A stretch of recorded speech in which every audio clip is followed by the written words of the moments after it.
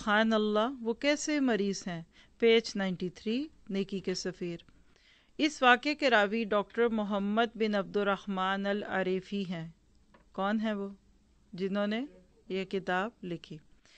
وہ بیان کرتے ہیں کہ میں ہسپتال میں ایک مریض کے پاس سے گزرا۔ اس کی عمر 40 سال کے لگ بھگ تھی۔ وہ بہت خوبصورت قد و قامت اور بڑے درخشاں چہرے والا آدمی تھا۔ بظاہر حشاش بشاش نظر آتا تھا، لیکن اس کا سارا جسم مفلوج اور بے حس ہو چکا تھا۔ ذرا بھی حرکت نہیں کرتا تھا، صرف سر اور گردن تھوڑی بہت حرکت کرتے تھے۔ آپ کلہاڑے کے وار سے اس کے بدن کے ٹکڑے ٹکڑے بھی کر دیں تب بھی اسے کچھ پتہ نہیں چل سکتا تھا۔ وہ بالکل بے حس و حرکت بستر سے چمٹا ہوا تھا۔ اسے پیشاب پخانے کا پتہ بھی نہ چلتا تھا۔ جب اس کے پاس سے بدبو آتی تو اس کی دیکھ بھال کرنے والے اس کا لباس بدل دیتے تھے۔ میں اس کے کمرے میں داخل ہوا تو ٹیلی فون کی گھنٹی بج اٹھی۔ اس نے مجھے چلا کر آواز دی اور کہا، جناب ذرا فون پکڑیے کہیں بند نہ ہو جائے۔ میں نے ریسیور اٹھایا اور اس کے کان سے لگا دیا۔ وہ بات کرنے لگا، میں وہیں ٹھہر گیا۔ اس نے اپنی بات مکمل کی تو بولا، جناب یہ ریسیور ادھر رکھ دیجئے، یعنی وہ خود موو بھی نہیں کر سکتا۔ میں نے ریسیور رکھ دیا، پھر پوچھا آپ کب سے اس مرض میں مبتلا ہیں؟ اس نے بتایا، میں 20 سال سے اس مرض کا روگی ہوں۔ ڈاکٹر عریفی دوسرا واقعہ بیان کرتے ہیں کہ مجھے ایک دوست نے بتایا کہ وہ ہاسپٹل میں ایک کمرے کے پاس سے گزرا۔ وہاں سے عجیب و غریب آوازیں آ رہی تھیں۔ میں نے کمرے میں جا کر دیکھا ایک مریض بڑی اونچی آواز سے آہوازاری کر رہا تھا۔ اس کے چلانے کی آوازیں اس قدر خوفناک تھی کہ دل پھٹ جائیں۔ میرے دوست نے کہا کہ میں اس کے پاس گیا۔ اس کا جسم فالج کی وجہ سے بے حس ہو چکا تھا۔ وہ ادھر ادھر دیکھنے کی بڑی کوشش کرتا، لیکن اس کی ساری کوشش رائے گاں جاتی۔ مجھے بڑا ترس آیا، پوچھا یہ مریض چیخو پکار کیوں کر رہا ہے؟ اس نے بتایا فالج کی وجہ سے اس کا سارا جسم بے حس ہو چکا ہے۔ اس کی انتڑیوں میں خرابی ہے۔ جب بھی کوئی چیز کھاتا ہے اس کے بعد اس کی یہی حالت ہوتی ہے۔ اسے کوئی چیز ہضم نہیں ہوتی۔ میں نے کہا آپ اسے اسکیل کھانے مت کھلائیں، گوشت اور چاولوں کے قریب بھی نہ پھٹکنے دیں۔ نرس نے کہا ہم اسے صرف دودھ پلاتے ہیں، وہ بھی منہ کے ذریعے نہیں بلکہ ناک کے ذریعے، نالیوں کے وسیلے سے پیٹ میں پہنچاتے ہیں۔ اسے ہضم کرنے کے لیے بھی اسے اتنے ہی پاپڑ بیلنے پڑتے ہیں۔ ڈاکٹر عریفی بیان کرتے ہیں کہ مجھے میرے ایک اور دوست نے بتایا کہ وہ بھی ایک فالج زدہ مریض کے کمرے کے پاس سے گزرا۔ وہ ذرا بھی حرکت نہیں کرتا تھا، تکلیف کی وجہ سے چلا بھی رہا تھا۔ میں اس کے پاس گیا، اس کے سامنے رحل پر قرآن پاک رکھا ہوا تھا۔ میں اسے دیکھتا رہا۔ جب وہ 2 صفحے پڑھ لیتا تو دوبارہ پھر انہی 2 صفحوں کو پڑھنے لگتا۔ اس میں اتنی سکت نہیں تھی کہ صفحہ الٹ سکے۔ اللہ اکبر۔ اس کے پاس کوئی آدمی بھی نہ تھا جو اس کی مدد کرتا۔ جب میں اس کے سامنے کھڑا ہوا تو اس نے التجا کی، جناب ذرا صفحہ تو پلٹ دیجئے۔ میں نے قرآن مجید کا صفحہ پلٹا تو اس کا چہرہ کھل اٹھا۔ اس نے اپنی نظریں قرآن پر گاڑ دیں اور پڑھنے لگا۔ میں اس کے سامنے پھوٹ پھوٹ کر رونے لگا۔ میں بڑا حیران تھا کہ یہ اپاہج ہے، لیکن قرآن مجید پڑھنے کے ذوق مقدس سے کس قدر مالا مال ہے۔ اس کے برعکس ایک ہم ہیں، صحیح سلامت، ہٹے کٹے ہیں، لمچڑوں کی طرح چلتے پھرتے رہتے ہیں، اور قرآن کریم کی تلاوت سے اس قدر غافل ہے کہ ہمیں بھولے سے بھی کلام پڑھنے کا خیال نہیں آتا۔ ڈاکٹر عریفی کے تیسرے دوست عبداللہ نے ایک واقعہ بیان کیا۔ وہ کسی ہسپتال میں ایک آدمی کے پاس گیا۔ اس کا بھی سارا جسم مفلوج تھا اور صرف اپنے سر ہی کو حرکت دے سکتا تھا۔ جب اس نے یہ حالت دیکھی تو اس پر رقت طاری ہو گئی۔ اسے اس پر بڑا ترس آیا، پوچھنے لگا آپ کو کس چیز کی خواہش ہے تو فرمائیے۔ عبداللہ نے کہا میرا خیال تھا کہ اس کی سب سے بڑی خواہش یہ ہوگی کہ وہ تندرست ہو جائے۔ یہی خیال آتا ہے نا؟ وہ بھی اپنے بیوی بچوں کے ساتھ ہنسے کھیلے کھائے پیے اور زندگی کی خوشیوں میں شریک ہو۔ مگر اس مریض نے جواب دیا میری عمر تقریباً 40 سال ہے، میرے 5 بچے ہیں، 7 سال سے بستر پر پڑا ہوں۔ اللہ کی قسم میں نے کبھی یہ خواہش نہیں کی کہ اپنے بچوں کو دیکھوں، ان کے ساتھ سیر و سیاحت کے لیے جاؤں۔ جس طرح لوگ زندگی کے مزے لوٹ رہے ہیں میں بھی انہی کی طرح عیاشی کروں۔ عبداللہ نے کہا میں بڑا حیران ہوا۔ اس سے پوچھا پھر تمہاری کیا خواہش ہے؟ وہ بولا میرا دل چاہتا ہے کہ میری پیشانی زمین سے لگ جائے، یعنی سجدہ کر سکوں، میں بھی اپنی جبین نیاز رب کریم کے حضور ٹیکوں اور اپنے مالک کو رو رو کر اپنا غم سناؤں۔ ڈاکٹر ریفی ایک طبیب کی آپ بیتی سناتے ہیں. وہ بتاتے ہیں کہ میں ایک مریض کے پاس گیا. وہاں ایک بوڑھا آدمی چارپائی پر لیٹا ہوا تھا. سفید رنگ، روشن چہرہ، گویا نور کا ٹکڑا ہو. طبیب نے بتایا کہ اس نے اس کی فائل کھولی. اس کے دل کا آپریشن ہوا تھا، اس کے ساتھ اس کا بلڈ پریشر کم ہو گیا. اس وجہ سے خون دماغ کی بعض شریانوں تک نہیں پہنچ پا رہا تھا. اب وہ مکمل کومے کی حالت میں تھا. اس کے ارد گرد بڑی بڑی مشینیں نصب تھیں. اسے آکسیجن کے ذریعے مصنوعی سانس فراہم کیا جا رہا تھا. یوں وہ 1 منٹ میں 9 مرتبہ سانس لیتا تھا. آپ 1 منٹ میں کتنی دفعہ لیتے ہیں؟ ذرا گنیے گا آج جا کر. اللہ اکبر. اس کے ایک طرف اس کا بیٹا بیٹھا ہوتا تھا. میں نے اس سے اس بوڑھے کے متعلق پوچھا یہ بزرگ کون ہے؟ اس نے بتایا یہ میرے والد صاحب ہیں. میں نے پوچھا ان کا چہرہ اس قدر روشن ہے؟ یہ واقعی بہت نیک بزرگ لگتے ہیں. اس نے بتایا میرے والد عرصہ دراز سے مسجد میں ایک مؤذن ہے. میں نے اس بوڑھے مریض کی طرف دیکھا. اچانک اس کا ہاتھ حرکت کرنے لگا اور ساتھ ہی آنکھ بھی کھلنے لگی. میں نے اس سے بات کرنا چاہی. میری کوشش ناکام رہی. اس کی حالت پر خطر تھی. اس کے بیٹے نے اس کے قریب ہو کر اس کے کان میں بات کی لیکن وہ سمجھنے سے قاصر تھا. اس کا بیٹا کہنے لگا ابا جان، امی جان اور سارے بھائی بہن خیریت سے ہیں؟ ماموں جان بھی سفر سے واپس آ گئے؟ اس کا بیٹا بولتا جا رہا تھا لیکن وہ بزرگ جوں کا توں تھا.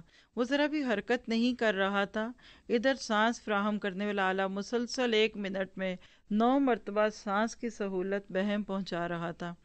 اچانک اس کا بیٹا کہنے لگا ابا جان اٹھیے، مسجد آپ کی راہ تک رہی ہے. فلاں آدمی کے علاوہ اور کوئی اذان نہیں دیتا، اور وہ بھی اذان دیتے ہوئے غلطیاں کرتا ہے. مسجد میں آپ کی جگہ خالی ہے. جو ہی مسجد اور اذان کا تذکرہ چھڑا، بوڑھے کا سینہ پھڑ پھڑانے لگا. وہ تیز تیز سانس لینے لگا. اس نے آکسیجن مشین کی طرف دیکھا. وہ 1 منٹ میں 18 سانسوں کا اشارہ دے رہی تھی. بیٹے کو کوئی خبر نہ ہوئی. پھر بیٹے نے کہا میرے چچا زاد کی شادی ہو گئی. وہ بوڑھا ایک مرتبہ پھر معمول کے مطابق سانس لینے لگا. میں نے یہ صورتحال دیکھی تو اس کی طرف متوجہ ہوا. اس کے سر کے پاس کھڑا ہو گیا. میں نے اس کا ہاتھ ہلایا، آنکھیں کھولیں. امید کی کرن نظر نہیں آئی. ہر چیز ساکن تھی. میں بڑا حیران ہوا. اپنا منہ اس کے کان کے قریب کر کے کہا اللہ اکبر، حی علی الصلاح، حی علی الفلاح. ادھر میں کنکھیوں سے آکسیجن مشین کی طرف دیکھ رہا تھا. سانس کی حرکت پھر تیز ہو گئی. وہ 1 منٹ میں 18 سانسوں کی نشاندہی کر رہی تھی. سبحان اللہ، بھلا یہ کیسے بیمار ہیں؟ اللہ کی قسم یہ بیمار نہیں، بیمار تو ہم ہیں. ان کے دل ہر وقت مسجدوں سے چمٹے ہوئے ہیں اور ان کی حالت یہ ہے رجال لا تلہیہم تجارۃ ولا بیع عن ذکر اللہ و اقام الصلاۃ و ایتاء الزکاۃ یخافون یوما تتقلب فیہ القلوب والابصار لیجزیہم اللہ احسن ما عملوا ویزیدہم من فضلہ واللہ یرزق من یشاء بغیر حساب. سورۃ نور کی آیتیں. وہ لوگ جنہیں تجارت اور خرید و فروخت اللہ کے ذکر اور نماز قائم کرنے اور زکوٰۃ دینے سے غافل نہیں کرتی، وہ اس دن سے ڈرتے ہیں جس میں بہت سے دل اور آنکھیں الٹ پلٹ ہو جائیں گی. وہ یہ کام اس لیے کرتے ہیں تاکہ اللہ انہیں ان کے اعمال کی بہترین جزا دے اور انہیں اپنے فضل سے زیادہ دے، اور اللہ جسے چاہے بے حساب رزق دیتا ہے. لیکن ہے بیماریوں اور پریشانیوں سے محفوظ اور صحیح سلامت انسان. یہ کون ہے؟ یہ ہم ہے، یہ میں ہوں. اپنے آپ کو سنائیے یہ جملے. عیش و عشرت کی زندگی بسر کرنے والے، اے اللہ کے عذاب سے نہ ڈرنے والے، اللہ نے تجھ پر کتنے احسانات کیے ہیں، لیکن تو اس کے بدلے میں شب و روز اس کی نافرمانیاں کر رہا ہے.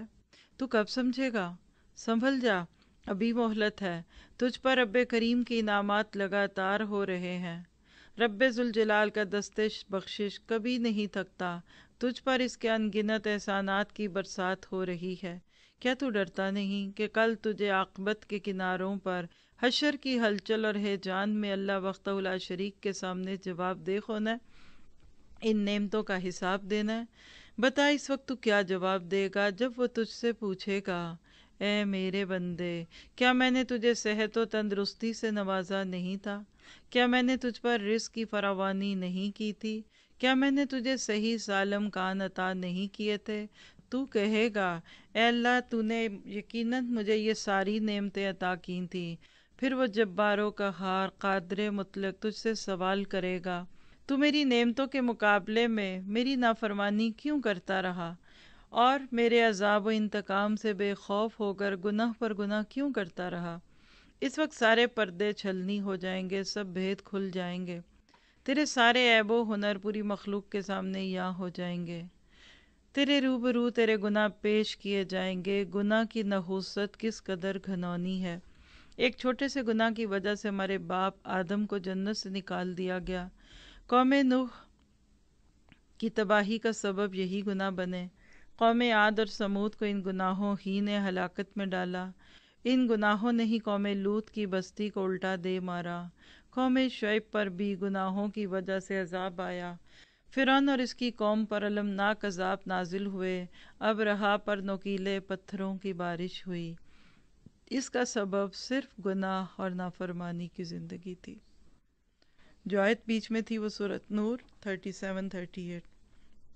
تو آپ کے میرے لیے اس میں کیا سبق ہے کہ اغتنم خمسن قبل خمس، 5 چیزوں کو 5 چیزوں سے پہلے غنیمت جانیے، جس میں ایک چیز صحت کو بیماری سے پہلے، دولت مندی کو فقر سے پہلے، فراغت کو مشغولیت سے پہلے، زندگی کو موت سے پہلے۔ کتنے مالدار ہیں ہم! اللہ نے ہمیں ہر نعمت دی ہے۔